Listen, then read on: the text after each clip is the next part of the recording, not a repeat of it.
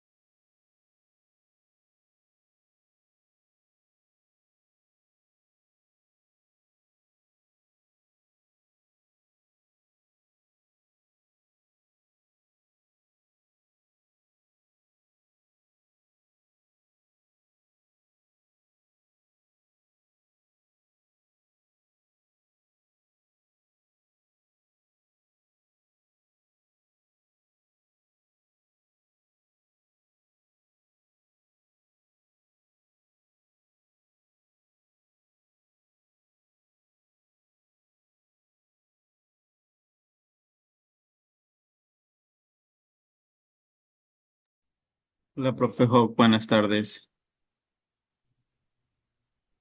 Hello, good afternoon. Good afternoon. Good afternoon, teacher. Tengo una duda o algo de molestia, pero no con usted, sino con tengo mis compañeros que están haciendo vinculación. Hay unos que no tienen toda la información adecuada de parte de los tutores.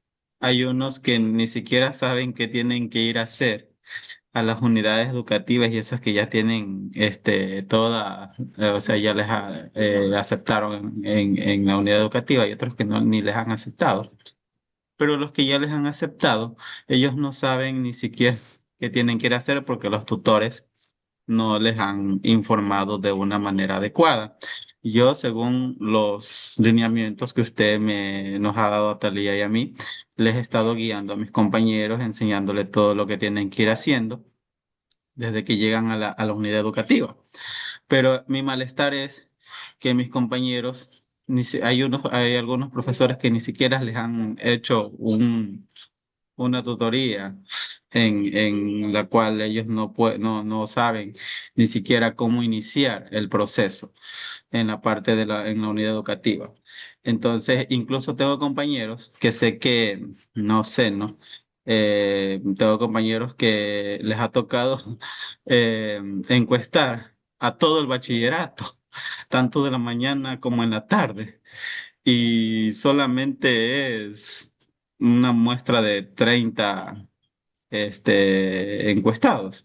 Y mi preocupación es muy grande porque también ellos tienen que darle la capacitación no solo a los profes de inglés, sino a todos los docentes de la unidad educativa. Y entonces me parece preocupante porque es bastantes personas y hoy la situación. Y no hay, y esto da que no todos están, no todos los docentes, yo no sé, no le echo la culpa a nadie, a ninguno, porque también nosotros es la primera vez, pero siento que nuestros docentes no los han capacitado en el proceso de vinculación como debe ser, porque hay profesores que ni siquiera han hecho una reunión con con el estudiante.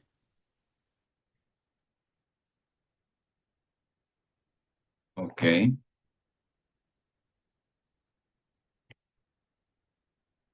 necesito nombres.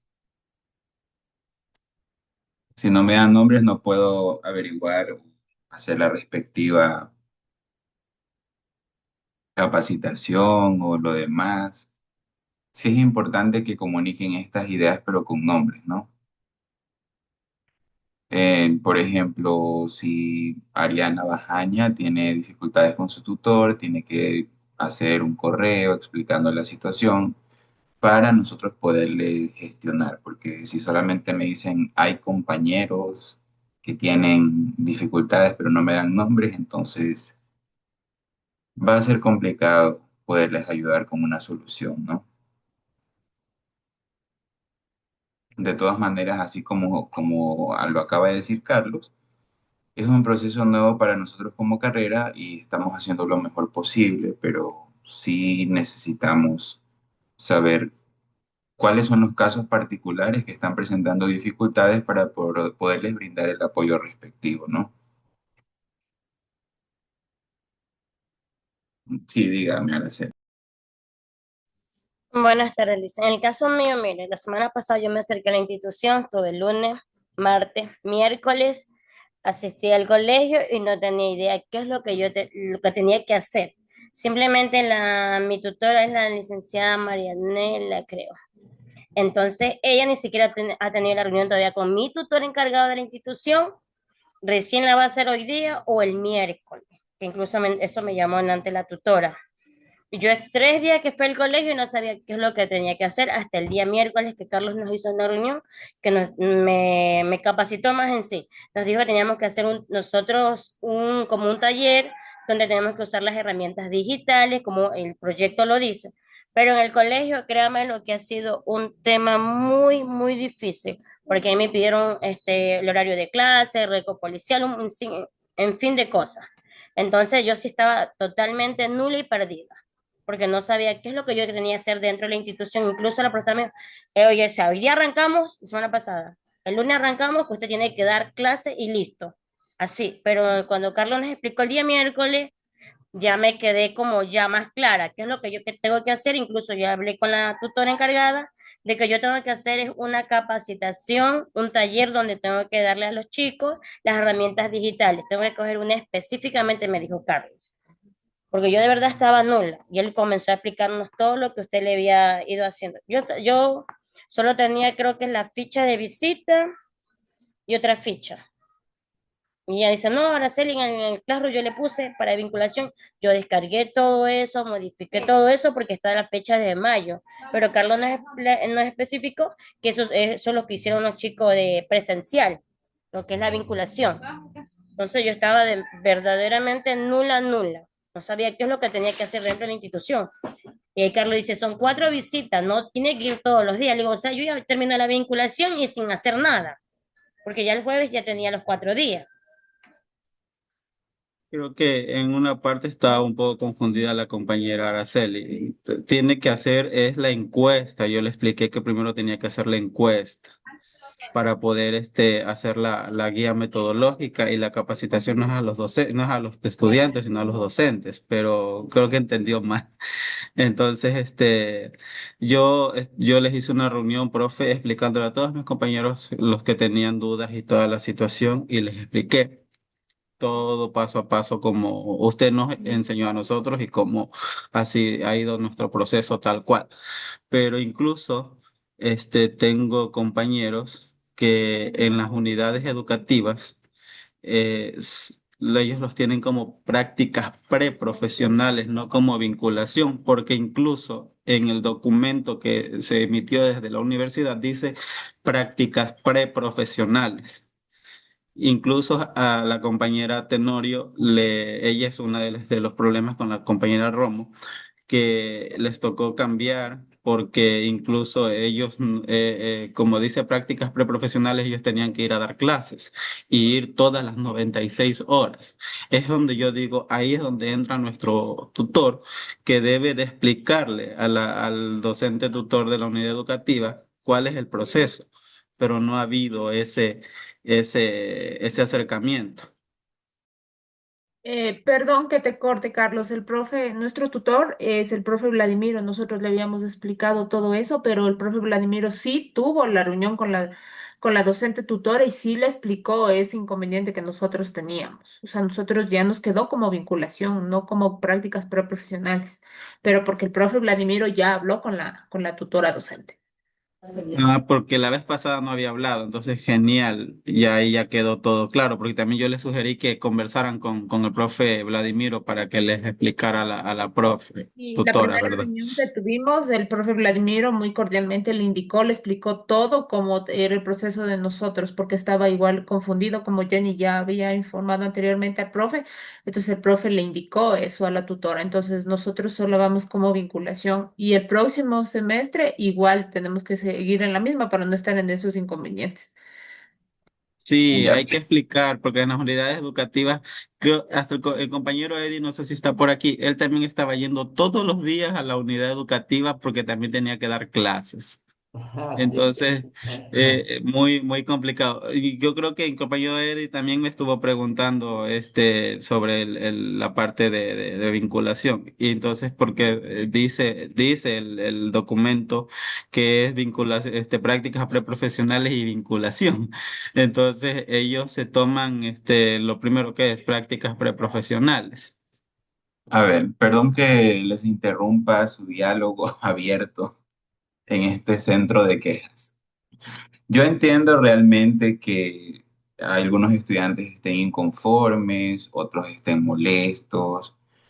Realmente sí he notado sus preocupaciones y las he recibido a través de sus tutores, pero también los invito a ser un poco responsables de sus actos, porque yo recuerdo claramente que se hicieron dos socializaciones del proyecto de vinculación. La una fue el semestre anterior y en este semestre, antes de iniciar, también se hizo una socialización de las actividades que iban a hacer. Entonces, no entiendo por qué Araceli no sabía qué hacer si Precisamente se hizo un oficio con fecha 24 de noviembre, que yo lo hice, en el cual le dirigía a los señores rectores de las unidades educativas y les daba a conocer el cronograma de vinculación con las actividades que iban a hacer. Ahí claramente decía lo que se estaba haciendo, el número de visitas requeridas. Este documento se los pasé a través de sus tutores y ahí está claramente lo que tienen que hacer.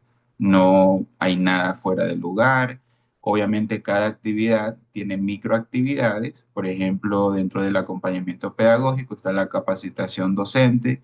Para hacer una capacitación no es que me presento en el colegio de una vez, sino que tengo que pasar primero a presentar un oficio con el plan, luego a llevar un registro de asistencia, hay que hacer un acta de entrega de la guía y todos estos documentos se van generando a medida que vayamos haciendo las actividades.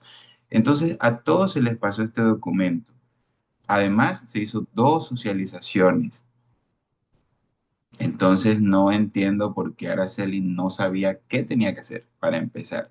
Y para aclarar algo que dijo Carlos, todos los permisos que han salido de la universidad, los oficios, se los digo porque salen de mí, se van a coordinación, luego pasan a decanato y después a la dirección de vinculación para luego salir a la zonal. Es un proceso un poco largo. Pero yo he estado dando seguimiento a todos los oficios, todos los permisos, y todos los permisos de la universidad han salido con el nombre vinculación, no con prácticas. El detalle es que en la zonal han generado los permisos con el nombre prácticas profesionales y ahí es donde viene la confusión. Pero es de la zonal de educación, no de la universidad. Eso les aclaro porque justamente hoy tuve una conversación con la funcionaria de la zonal y ella me supo explicar que dentro del Ministerio de Educación ellos manejan el mismo permiso para vinculación y para prácticas preprofesionales, lo cual no afecta su desarrollo en sí, porque lo que ellos más les interesa es saber qué es lo que van a hacer ustedes en la institución. Y en este caso, yo generé este documento precisamente para aclarar las actividades que se iban a hacer con fechas aproximadas, no exactas, porque algunos han tenido atrasos y bueno, se ha avanzado lo mejor que se ha podido, pero ya igual estamos próximos a terminar la vinculación. La vinculación, según esto, termina el 27 de febrero, pero luego de esto hay que generar un informe final, que sería el último requisito, ¿no? Entonces, sí les quiero pedir un poco más de precisión con sus comentarios y también un poco más de cautela, ¿no?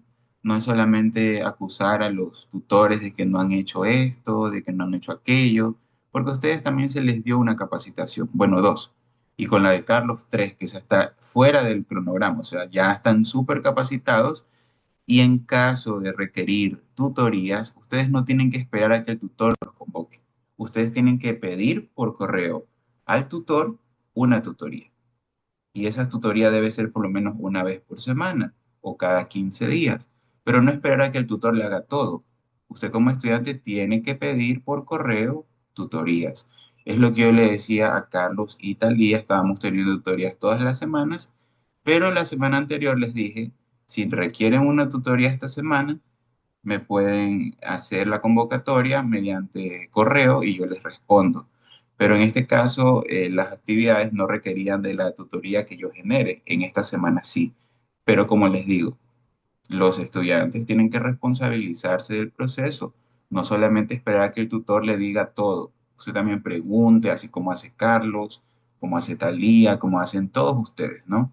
Pregunte, averigüe, gestione, resuelva.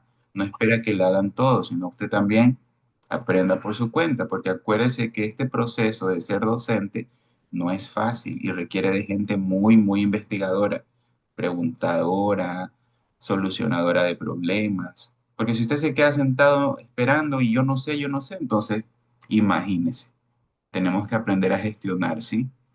Entonces, con esta aclaración me gustaría empezar mi clase, no sin antes escuchar a Jenny y a Carlos que tienen algo que decir. Sí, Liz, gracias. La verdad que a mí la semana antepasada yo fui a la subsecretaría y ahí me mostraron que por qué nos envían los correos a nosotros como prácticas profesionales y vinculación. Y él ahí me mostró y me mandó las fotos.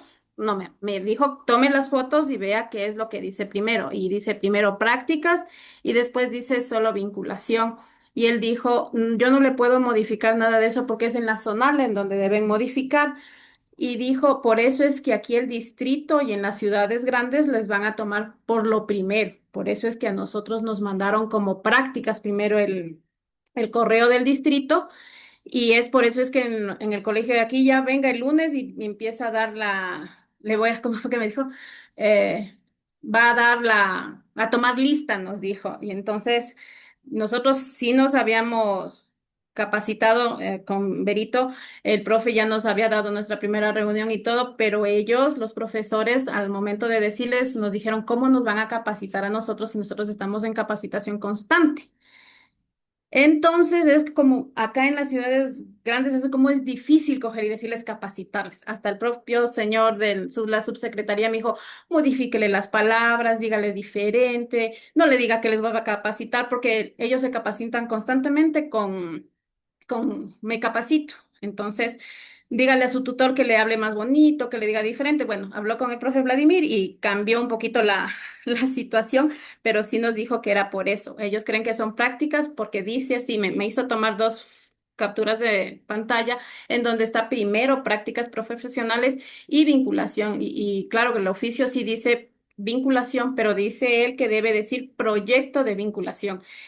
Pero como está todo en el convenio, todo junto, nos van a hacer válido, porque si no hubiese estado todo eso junto, a nosotros recién nos iban a tomar en cuenta aquí en Quito para febrero, para la primera reunión, para ser autorizados de entrar a la institución. Eso por un lado. Y el colegio, o sea, nosotros creo, no sé si eso esté bien, pero no quisieron darnos una aula, no nos quisieron dar para hacer la encuesta una sola aula. Ellos nos dijeron subnivel, bachillerato, todo bachillerato me hacen las encuestas y pues nosotros tuvimos que hacer a todo bachillerato, primero, segundo y tercero y a todos los paralelos, porque el coordinador, que es el vicerrector, decía para todos, entonces para todos, no es solamente una aula. Entonces nosotros ante esa situación dijimos, bueno, los aceptamos esa situación a no hacer nada y que se pongan más enojados, pues aceptamos. Es lo que yo le digo y es lo que nos pasa a nosotros, que acá en Quito, y es lo que nos dijo la secretaria del distrito, que es por eso que nos ponen como prácticas profesionales, porque el oficio y el acuerdo está así. Claro, de hecho el convenio del Ministerio de Educación dice convenio de prácticas preprofesionales y vinculación. Ahí es donde viene la confusión y les cuento que el detalle viene desde la zonal. Son los de la zonal que han puesto prácticas preprofesionales, permiso para prácticas preprofesionales. Pero a nivel de Ministerio de Educación, yo hice la averiguación. El permiso es válido porque tienen el convenio. No es que porque diga prácticas no les van a ser válidos. Entonces, con esa aclaración que creo que ya está entendida, me gustaría darle paso a Carlos que concrete porque tenemos que empezar con la clase. No, ya con eso, claro, profe, yo es algo personal. Este, no, no podemos hacer la reunión esta semana con nuestro tutor porque ellos están full. No se puede. Aparte, nuestro tutor trabaja en la parte fiscal también y él trabaja de 3 a 10 de la noche. Entonces, esta semana no se puede hacer la reunión, tal vez la que viene. No hay problema, entonces puede ser la que viene, pero pídale una fecha y una hora y por correo me la hace llegar para conectarnos ese día. Ya, listo. Eso nomás será, profe. Muchas gracias y yo le hago saber ya mañana. Ok, listo.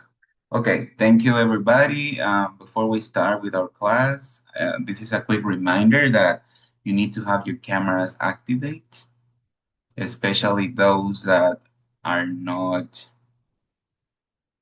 Okay, thank you everyone. Your cameras on, please. Great. I only wait for Marilyn. Yeah, and Kenji. I don't know if you're here, Kenji. Kenji Tavares.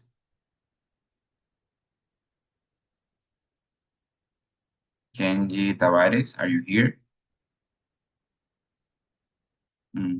Okay.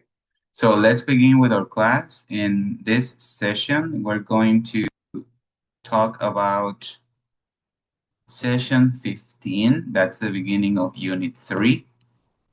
In Unit 3, we're going to be talking about teaching in adolescents and adults, the various learning strategies. Session 15 is about individual differences in second language learning, age, motivation, and styles. Our session objective is to apply knowledge of individual differences, for example, age, motivation, learning styles, in a live group PPP demonstration class to differentiate teaching for adolescents and adults. You were required to have this reading material, so we're gonna have to review the pages 32 to 47. This chapter 3 was about individual differences in second language learning. I have some questions here for you, and I want you to work in groups, in small groups, and answer the following questions based on the reading. The first question is, when do individual differences in second language learning become most obvious? We have some options here. We have ages 3 to 6, at the age of 7, especially after age 12, only in adults, at no specific age. So we have some options that we need to select based on the reading, okay? Number 2, the text says there are 3 main types of individual differences in language learning. What are they? The 3 main types of individual differences. What does the critical period hypothesis say about learning language? Why are the stories of Victor and Jenny not the strongest evidence for the critical period hypothesis? Name 2 better examples, such as groups of people, the text gives to support the critical period hypothesis. Why are older learners often faster at the start of learning a second language? 7. In which part of language, pronunciation, grammar, vocabulary, do younger learners usually do better in the long run? Why do people with higher IQ often do better on some language tests, but not on speaking fluently? Name 3 abilities that traditional language aptitude tests try to measure. What is the difference between instrumental motivation and integrative motivation? So there are 10 questions that I want you to answer in small groups. In case you want or you need, you can reread the text here, okay? Individual differences in second language learning. You can review the text to get the main ideas and also the answers to these questions. Well, you have the questions in the chat box. Take your time to answer the questions. You will have about 10 minutes. In 10 minutes, you have to talk to your group. You can talk in Spanish or English. I highly suggest that you start speaking English because you need to practice your English. Remember that next semester, you will have your prácticas preprofesionales, and you need to speak English with your students. So please start practicing English with your classmates. So you're gonna have to answer the questions in small groups. And you're gonna have 10 minutes. Any questions? No? No questions? Remember, you only have 10 minutes. Answer the questions.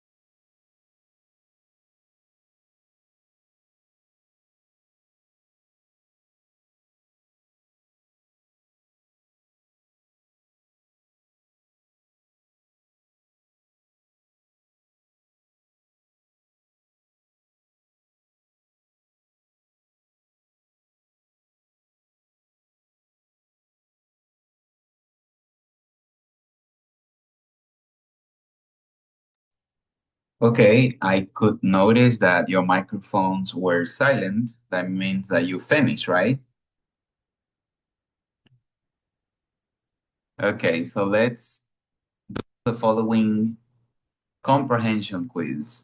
In this quiz, you're gonna be answering the 10 questions that I sent to you.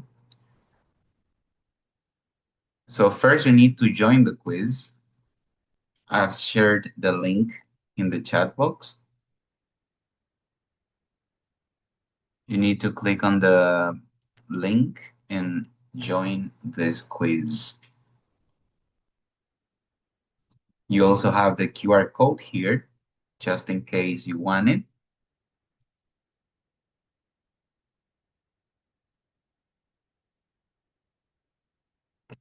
There are 12 participants that have joined so far. Now 14.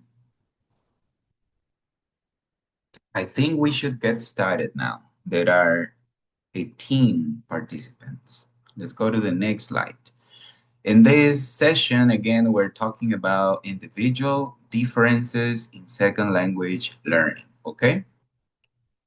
Let's begin with the first slide, which is about the rules. In this multiple choice quiz, you're gonna have about 15 seconds to select the right answer.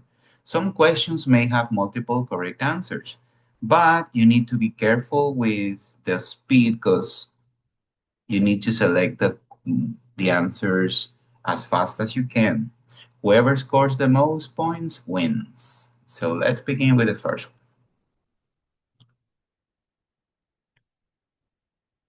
There are 22 players ready. And here's question one. Answer quickly. When do individual differences in second language learning become most obvious?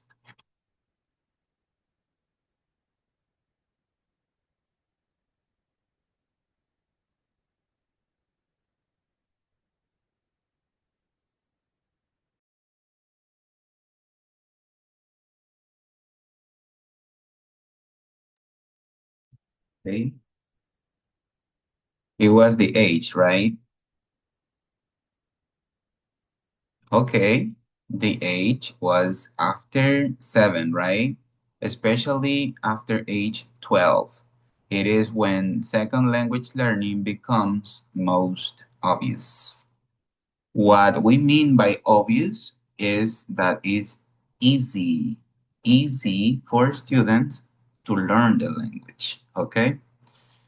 Los niños menores de 7 les cuesta aprender el inglés más que a los que tienen más de 7 y los que tienen más de 12, okay? So we have different ages in language learning acquisition. Hay tres grupos principales, los que tienen menos de 7, los que tienen entre 7 y 12 y los que tienen más de 12, ¿ok? All right, so let's go to the next slide. Question number 2.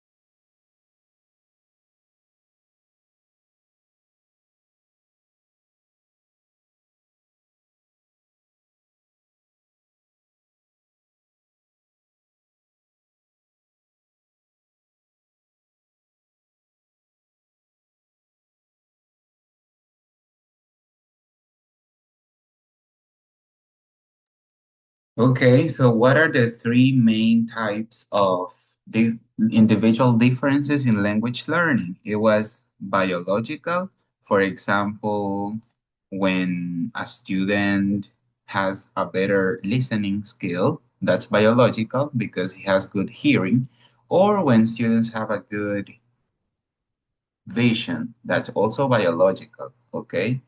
Cognitive refers to this, to the brain. Cognitive, for example, this student has a higher IQ or it has math problem solving, or also some other facts such as second language skills, listening, reading, writing, and also affective. Affective refers to, when the students are in love with a language, they learn faster than others. But when the students hate English, that creates a difficulty. Okay, so biological, cognitive, and affective are the three main types of individual differences.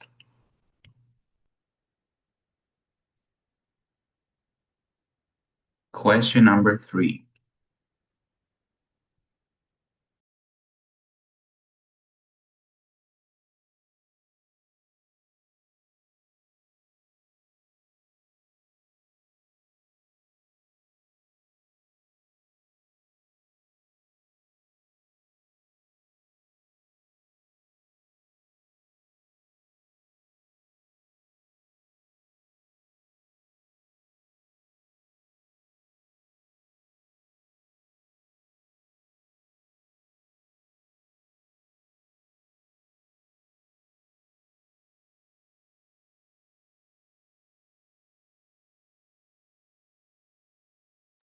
Okay, the critical period hypothesis. What is this theory about?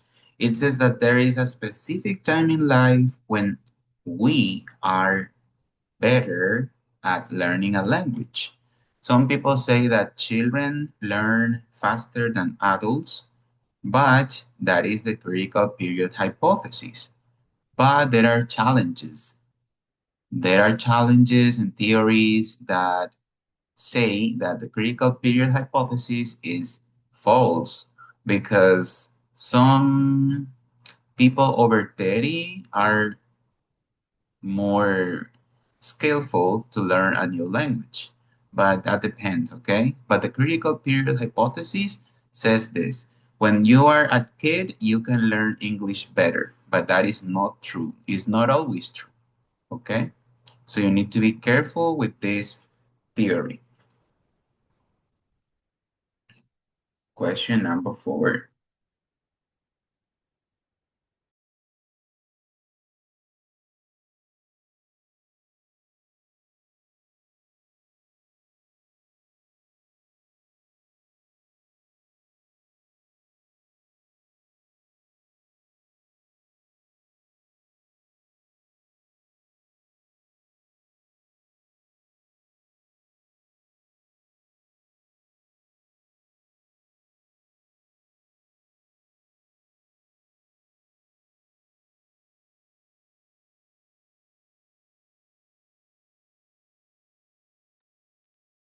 Okay, this question refers to Victor and Ginny.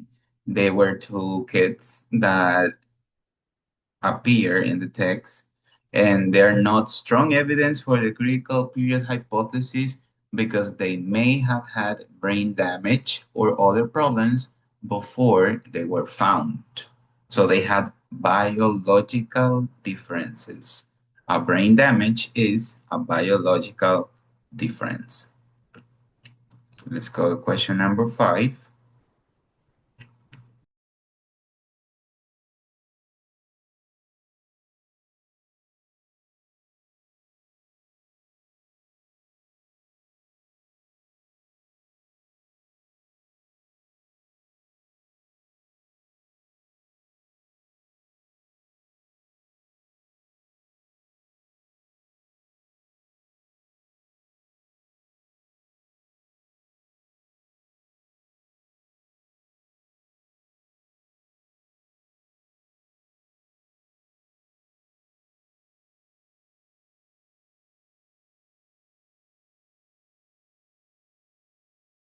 So two better examples is deaf children with hearing parents and international adoptees.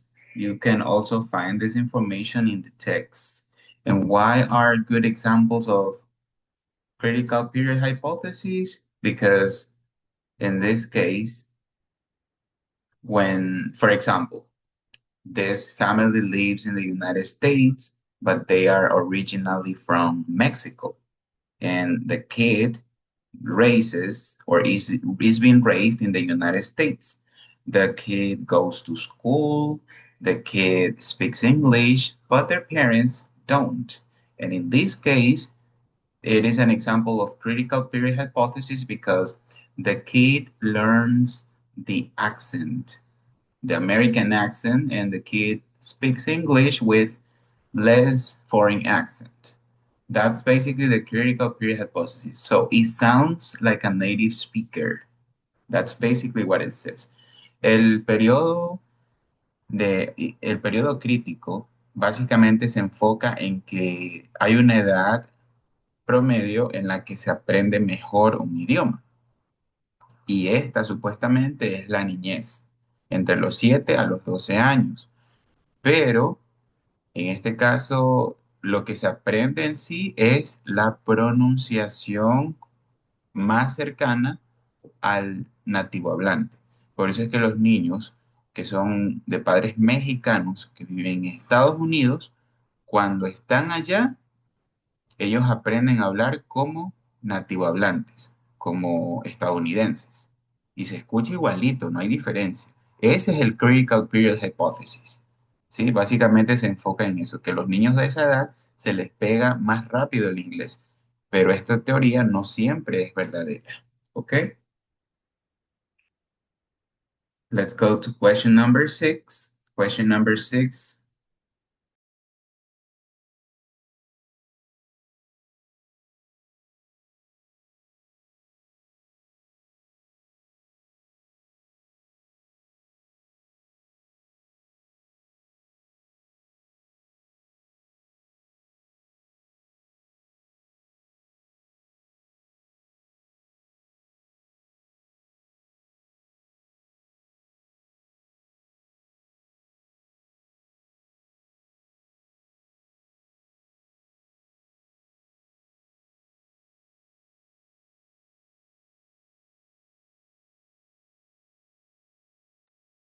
Why are older learners often faster at the start of learning a second language?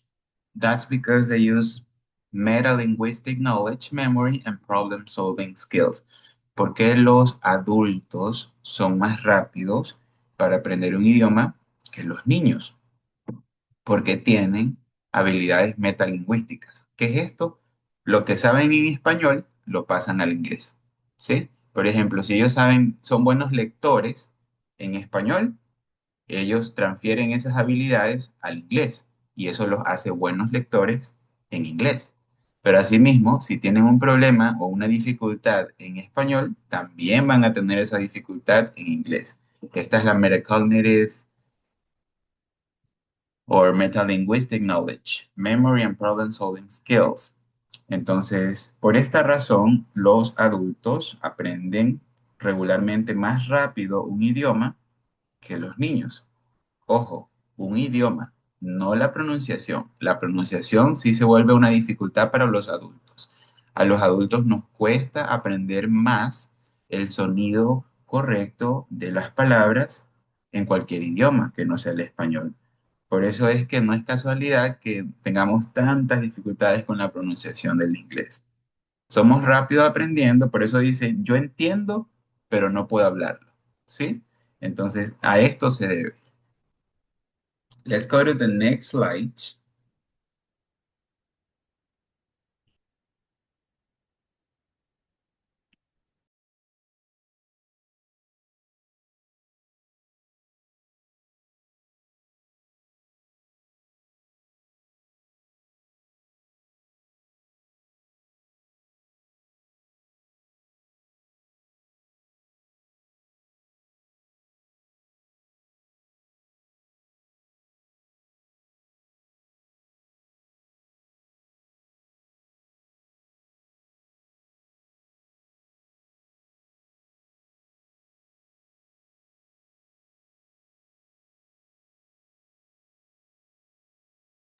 So as we see in this question, learning a second language can be faster for adults, but in long term, Younger learners perform better in pronunciation, and that's why the little kids usually speak better English than adults. Though adults know more vocabulary, they know more words, and so on.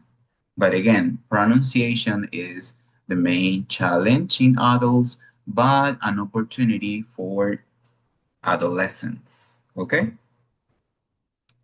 let's go to the next question.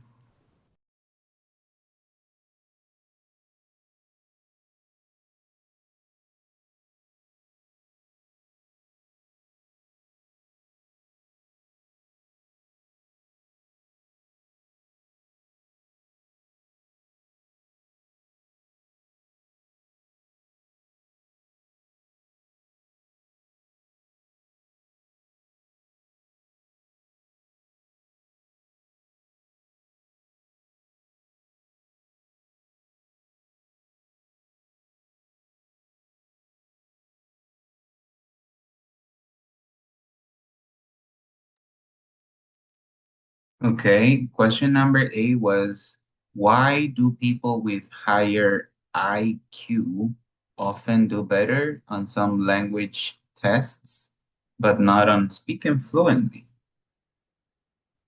The answer is high IQ helps only with grammar and reading tests, not conversational skills. Por eso es que hay gente que sale bien en los exámenes, pero si le toman algo de speaking, de conversar, a eso se refiere esta teoría.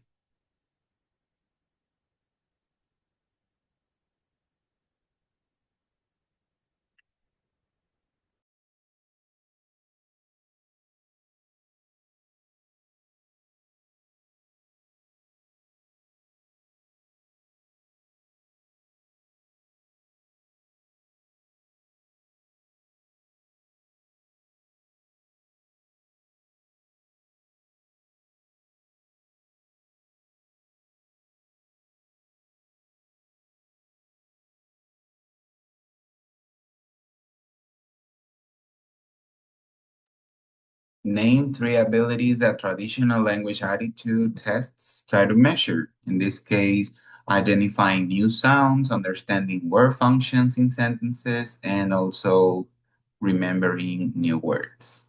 Okay, let's check the final results.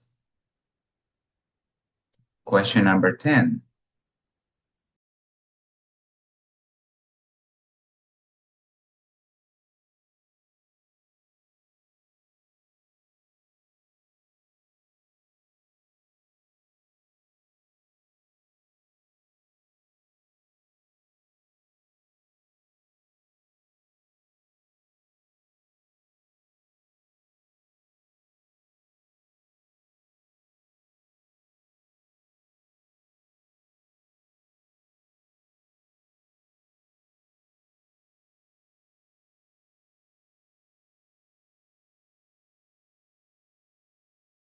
So the difference between instrumental and integrative motivation is instrumental is basically learning for practical goals. For example, you learn to take a scholarship or to get a new job. That is instrumental. Integrative is you learn for personal growth because you like it, because you want to learn English to travel or you want to, I don't know, be an international student.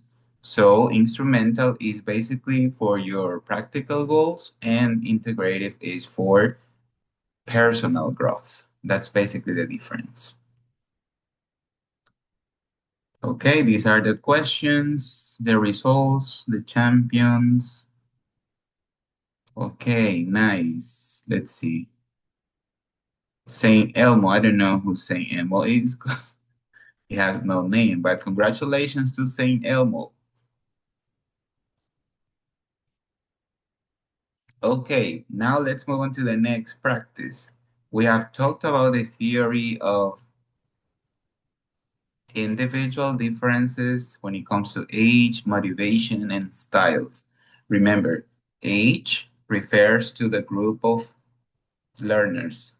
We said that there's this group of 7 to 12 years old that is considered the critical hypothesis period, but it's not always true because it depends on the person. There are some differences in biology, cognition, and also in affection. Okay, so three different characteristics of learners.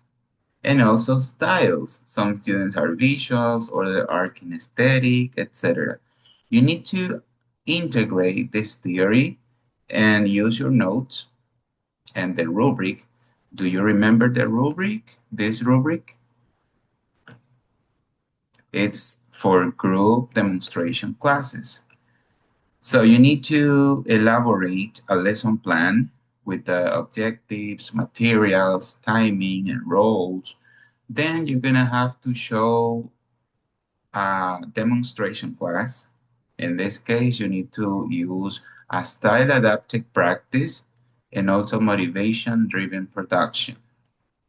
You need to create some digital or physical materials, for example, a Mentimeter survey, as I did, or maybe motivation scenarios, age differentiating tasks, and clear group performance. You need to focus on this presentation that will take place for about 8 to 10 minutes maximum.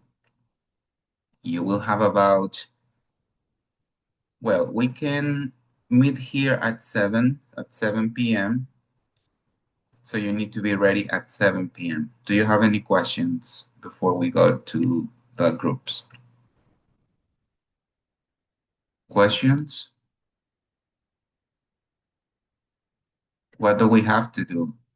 We need to prepare a demonstration class that integrates PPP and also their variety of age, motivation, and style for adolescents or adults. It has to be student-centered, and also one of you has to be the teacher, the others can be students, and you need to be very careful at assigning the roles because everybody has to participate, okay? Ready? All right, so let's make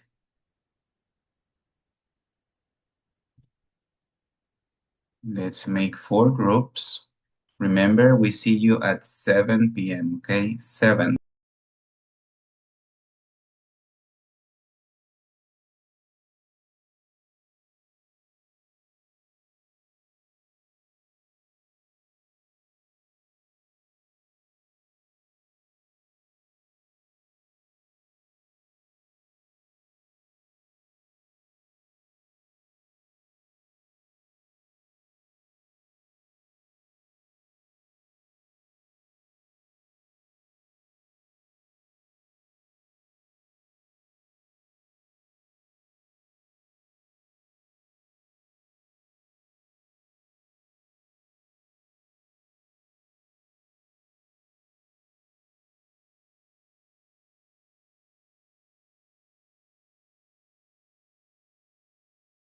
Este se me fue el internet y no me sale la sala.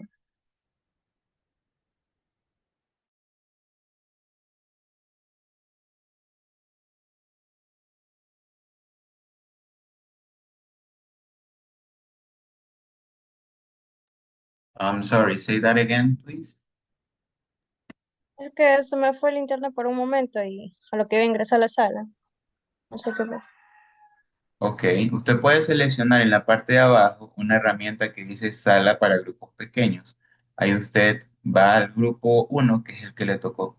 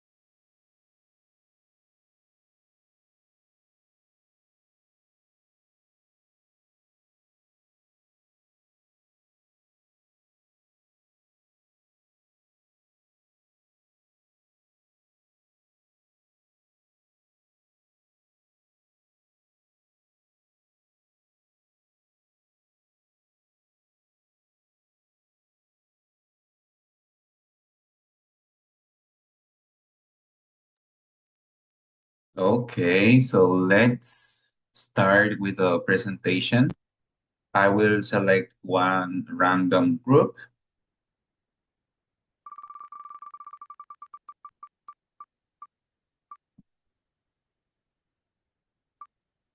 Okay, the group that is presenting is number 4. Group number 4 is Araceli, Carlos, Kilian, Luis, Jenny, and Melanie. Are you guys ready? Yes, teacher. Okay. Killian, please. Can you hear me? ¿Si pueden escucharme? Right. Yes. Yes. Okay. Yes. You can present. Okay.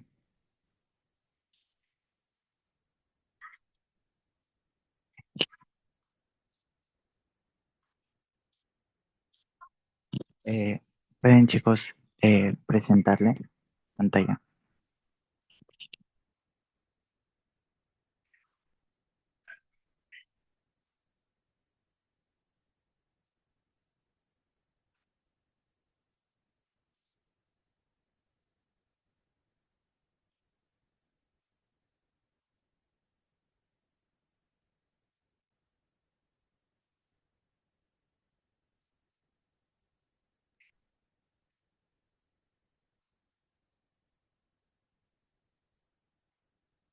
Okay.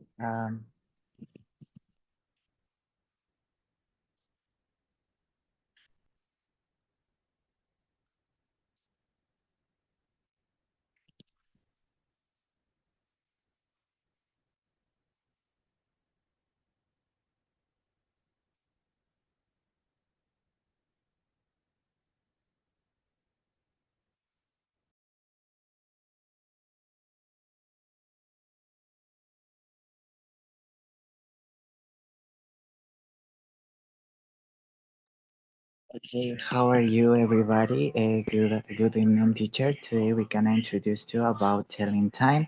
The first objective will be how to know telling time for the students in age of 1 to 2 years. The next, please. Okay, so first of all, we're gonna focus about telling time, and we have the principal questions. Okay. How many seconds are there in a minute? We have 16 seconds. How many minutes are in an hour? 16 seconds. If I would say how many minutes are there in a half hour, we can say 30 minutes.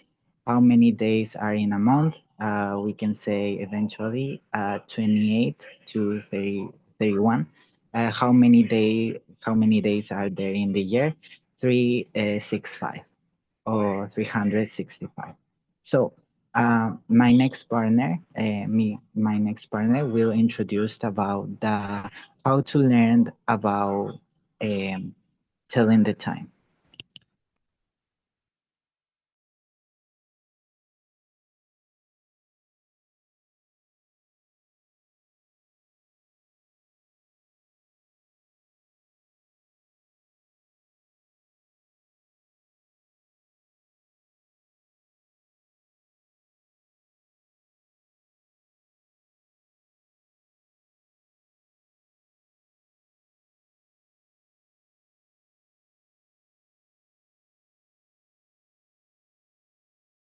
Okay, look the video and listen, please. Do you know what time it is? No. What time is it? It's pizza time. Yum. Hey, wait. Today we're going to learn how to tell the time with the pizza. Oh, okay.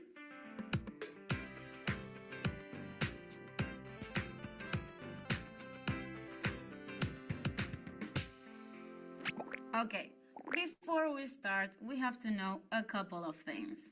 This is a clock, right? Yes, and these are its hands. The little hand shows us the hours, and the big hand shows us the minutes. When the big hand is pointing to the 12, we say it's o'clock. Now it's 4 o'clock. So, Emily, what's the time now? Now it's 5 o'clock. Very good. When the big hand is pointing to the 3, we say it's quarter past. Why do we say it's quarter past? Because a quarter of the hour has passed. So, what's the time? Now it's 5:15. Perfect.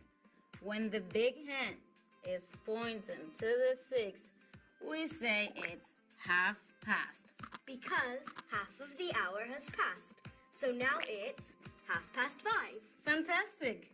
And finally, when the big hand is on the 9, we say it's quarter to. So now it's 5:45. Perfect. But what happened when the big hand isn't?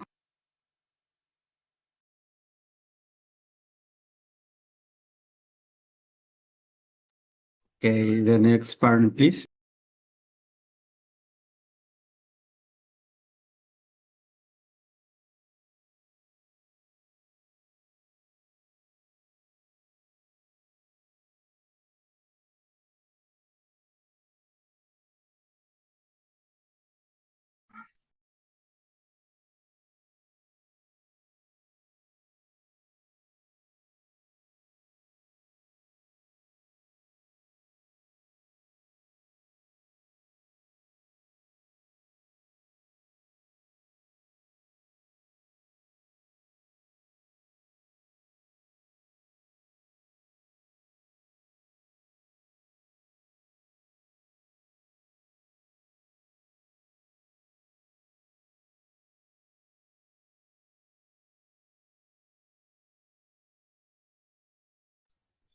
The student that participate in Steffi Zambrano, number 1, 2, 3, 4, 5, 6.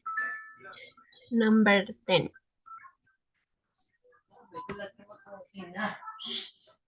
What time is the X?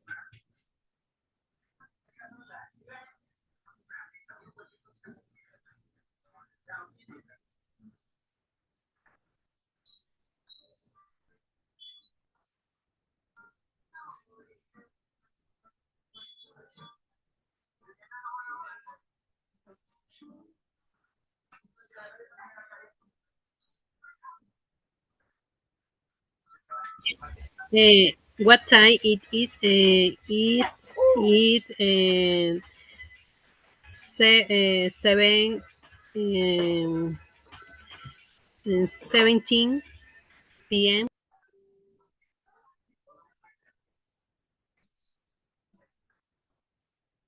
Yes.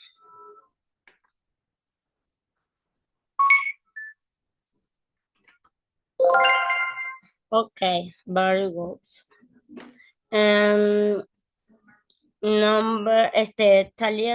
Tali Zambrano. Number 1, 2, 3, 4, 5. 7.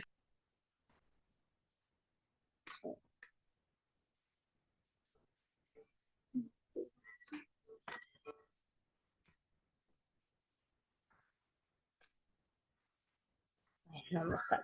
Puedo poner el de ahí. What sign is the is?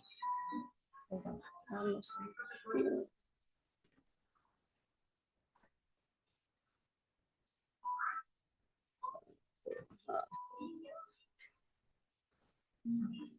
Dali, what Open the sign check, please.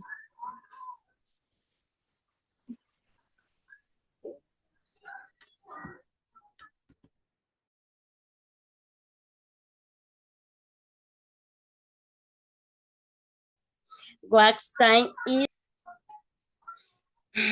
12 and 10. very good? Is the 2. Angie Perez, Number five. Repeat. Number five.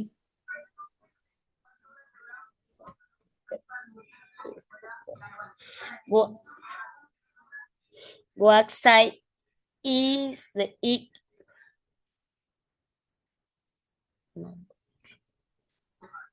Eight, eight, and 25. Okay. Yes, very good.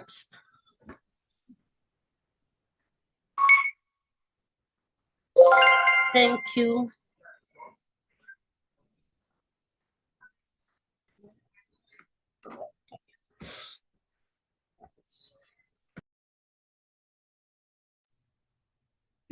Are you finished?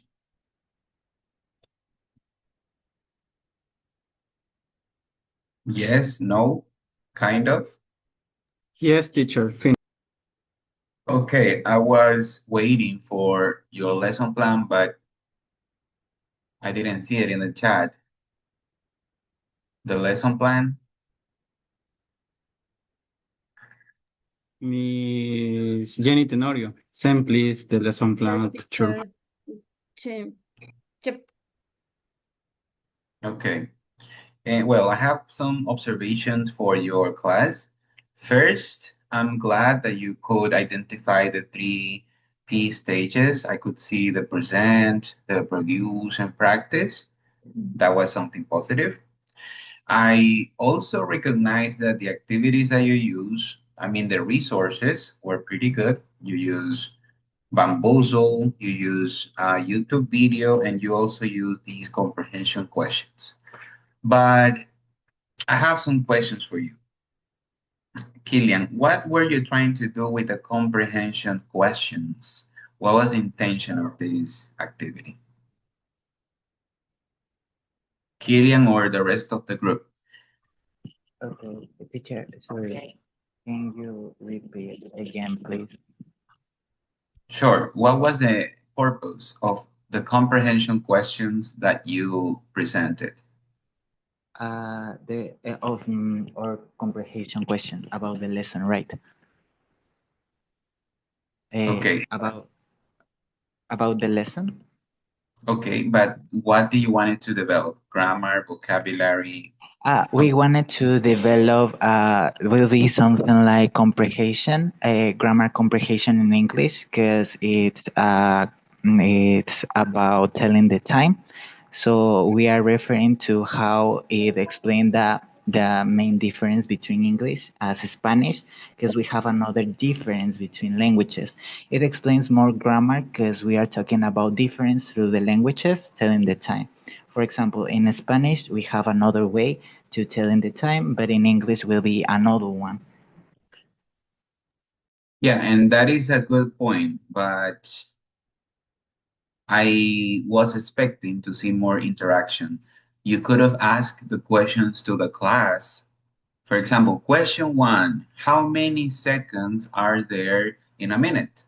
And then everybody had to participate, because you need to engage your class. The activity was good, but engagement needs improvement. Okay, Killian? Next time that I see this activity, I want to see real communication, okay? Real interaction and real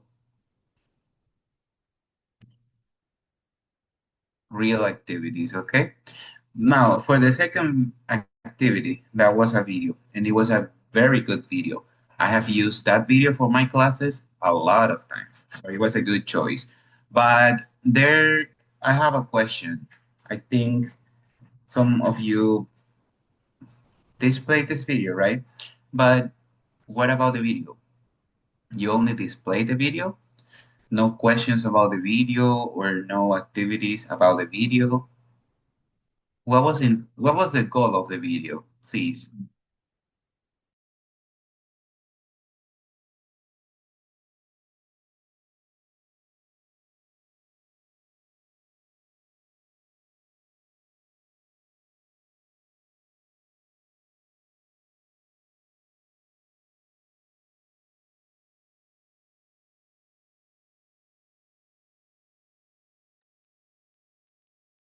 Sorry, I had to turn off my camera, but one more time. What was the objective of the video? Because we, yes, The video is how the responding is the the o'clock, the half.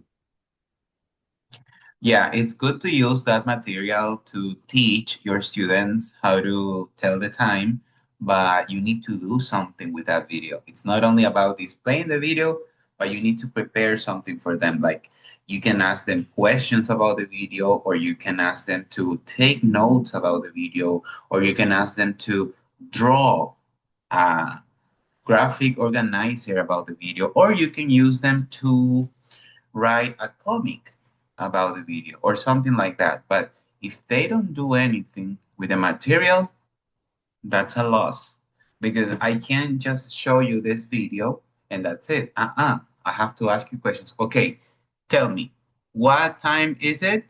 And then somebody answers. It's 7 o'clock. Okay, we say o'clock. Now, next activity. So you have to interact with the video and with your class. Okay? So the next time that you use the video is not only displaying the video, but also do something with that video.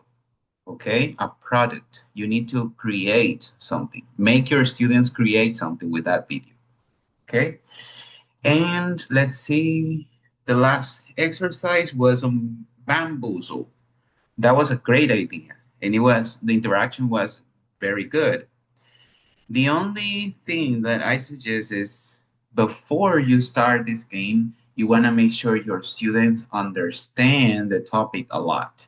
Because if you only go to the game and they don't have this process of comprehension, then they're going to struggle. Okay?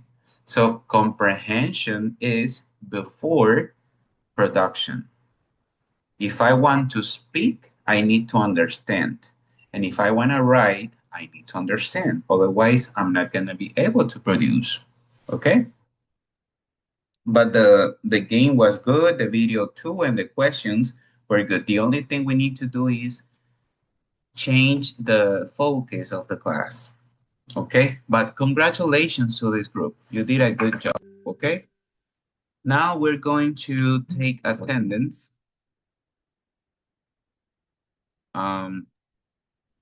Please say present if you were here. Bahanya, I'm here present. Chica, Here. Consa. I don't think she's here because I haven't seen her. Del Peso, I'm here, teacher. Manzano, I'm here. Evelyn. Thank you for confirming my email. Morocho, Okay. I'm here, teacher. Palma, Palma Paola, Parra, Parra,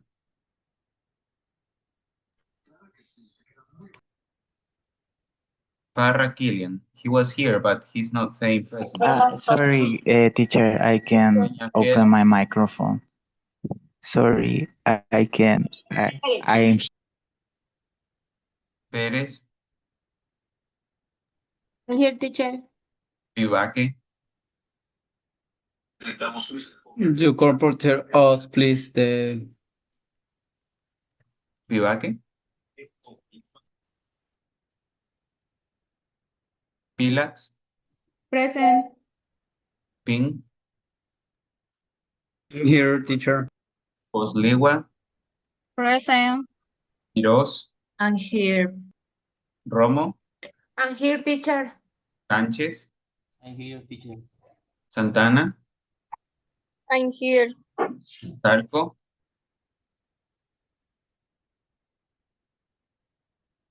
Sarco Nayeli, Segura, I'm here. Tavares, Tavares Kenji. She was here, but she's not answering the attendance. Tenorio Jenny. Tenorio, I'm here, teacher. Panta, I'm here. Tumbaco, Present. Vera, I'm here, teacher. Vergara, Here. Zambrano Talía, I'm present. Zambrano Steffi. I'm here. Okay, thank you everybody. That's all for now. See you next time. Have a good night. Yeah, have a good night. Teacher. Hi, Teacher, teacher. vaya. Bye, teacher.